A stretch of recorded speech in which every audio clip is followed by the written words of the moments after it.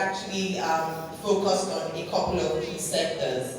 And I will speak to that today, as well as the implementation plan. In terms of the sectors that we had set up, there were 6 key sectors that we had focused on. And with those sectors, the plan was to focus on culture and heritage, film, art and entertainment, business, and MICE, which is meetings, events, and conferences. At the same time, there was a decision to look at beach and leisure, just looking at the body of water that Lagos is surrounded with, as well as nature and adventure and medical and wellness.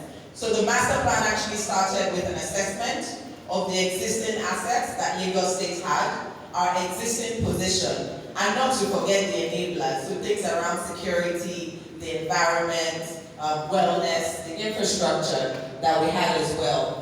And then we also then did an infrastructure assessment, a benchmarking analysis against local and regional tourism destinations, as well as international destinations, keeping in mind that this is a 20-year master plan, and we expect it to outlive various administrations. And then we came up with some key products, as well as activities that are expected. Just as we go along, the enablers that were considered, so things around culinary, safety and security, we looked at hotels and hospitality, as well as some of the public amenities that are applicable. We actually did realize in the assessment that Lagos actually has a significant amount of assets, but there is a perception that the global economy has about us, and we need to change that perception. And we see that that is actually happening today. We looked at the various divisions. So we looked at the Ikeja division, Ikorodu, Egbe, Lagos, as well as Badagry. And we actually developed products for each of those divisions, because we don't want any division to be left behind. And in doing that, there are also the economic indicators. So things around what you can do, or the expertise that each of those divisions have, along with the number of jobs you can create, as well as the types of assets or products that can be leveraged from those locations. About 25 different locations across Lagos were visited to try and understand the impact today, where they needed further development, or where we needed to recreate certain assets. So places like the Nike Art Gallery, Freedom Park, Sebete, the point of no return in Badagry, as well as the first-story building. There were also various decisions, largely around what the strategic direction should be for Lagos. And when you walk out of this room today, I do want you to keep 2 things in mind. The first is really around how we define the new tourism vision for the state. The idea is that in 20 years, we expect Lagos to be one of the top 5 urban tourism destinations in Africa, and to be recognized as the face of art in Africa for its multiple creative and innovative tourism products and experiences. Please give Lagos a clap. In terms of the mission, the idea is that we want to build on the inherent creativity of the people of Lagos. We're rich in culture and heritage, and also establish the state as a vibrant and innovative tourism destination that diversifies the economy, creates jobs across multiple tourism segments, and offers the world access to ingenuity, as well as the hospitality of the residents. Keep in mind what we said about the population of Lagos being a regional destination, and the fact that the core of what we need is here. We actually just need to harness the potential of what exists already. In terms of the aspiration, a couple of things are largely around harnessing and optimizing the existing tourism assets. So what can we do with what we have today? And then the second, that is the midterm. So by 2025, is really then to position us as a regional hub. We are seeing outflight today where folks are traveling to other destinations. We want people across Africa to select Lagos as a tourism destination, and then in the long term to focus on global. And the reason why global tourism is more longer term is really because of some of the enablers that have to be developed. So things around the infrastructure, the wellness, the culinary, as well as the promotion. A couple of things have been put together. I'm not going to spend too much details on this, but we wanted you to get a teaser. And the idea is for, as the ministry starts to put out these products, for you to understand what is happening.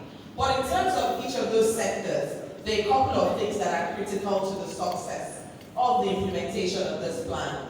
So in culture and heritage, we believe that we have a strong pool that exists today, but we think that the knowledge sharing has to happen, even from the elementary level. So we need to curate some of this information, document it so that people can refer to it. There are a lot of communities, the African American community, the Brazilian community, who have strong interest in the culture and heritage of Nigeria, which resides in Lagos.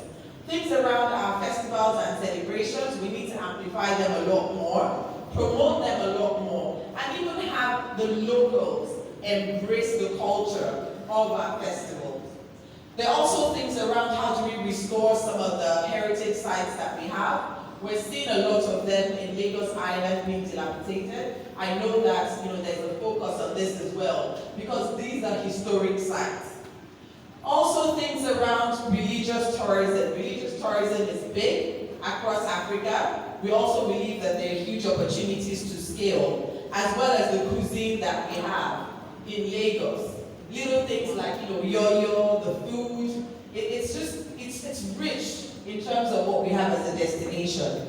For film, art, and entertainment, we believe that Lagos should be the face of art in Africa. So things around how do we create hubs for art? How do we increase the private sector investment in art? In other parts of the economy, we see art to be critical in terms of investors in artwork. How do we even take some of the local artisans and then start to promote them and put them in the forefront? We also talk about the nightlife that Lagos has, right? So what can we do in terms of amplifying the activities on water? And also starting to see how we build capacity in the educational sector, because memories need to be left behind. People need to be able to speak about what we have in the film industry. And of course, I can't leave out our beloved Nollywood, because we've had major successes and we need to continue to keep it going. In addition, can you move the slides, the clickers up? In addition, as we look at some of the other sectors, we believe that it's important for us to then look through what we do from beach and wellness, from beach as well as wellness and the medical sector. So there are certain areas of the community. We're seeing people flying to the likes of Bali today. They're going to Kenya to focus on things around medical and wellness. And we're not seeing a lot of those activities happening. We believe that in the long term, even things like local medicines and herbs can be considered. For beach and leisure specifically, we believe that we can promote Lagos as a choice destination for sporting events. And we're starting to see that already. So we're seeing cycling events take up. We're seeing the Lagos Marathon. We also need to start developing some of our beachfronts, and we're seeing that already. But we think that there's a lot that can be done to activate this even further. We're also very keen around the cleanliness of the beaches in Lagos today. So environmental pollution, plastics, how do we then make sure that we can improve this? For business and MICE, we think that Lagos can be a top 5 destination for meetings and events. So if you look at across Africa today, or even in Nigeria, I don't think there's a venue that can sit 100,000 or 200,000 people for a major convention. And of course, we believe that human capital is actually critical to establish this. Lastly, when we look at nature and adventure, we're talking about how we can promote ecotourism. I know it's not big for us today. Again, this is the 20-year Masterplan and things that we should start considering for the long term, as well as to harness some of the natural and ecological resources that the state has to offer. In terms of the products itself, some of these products exist.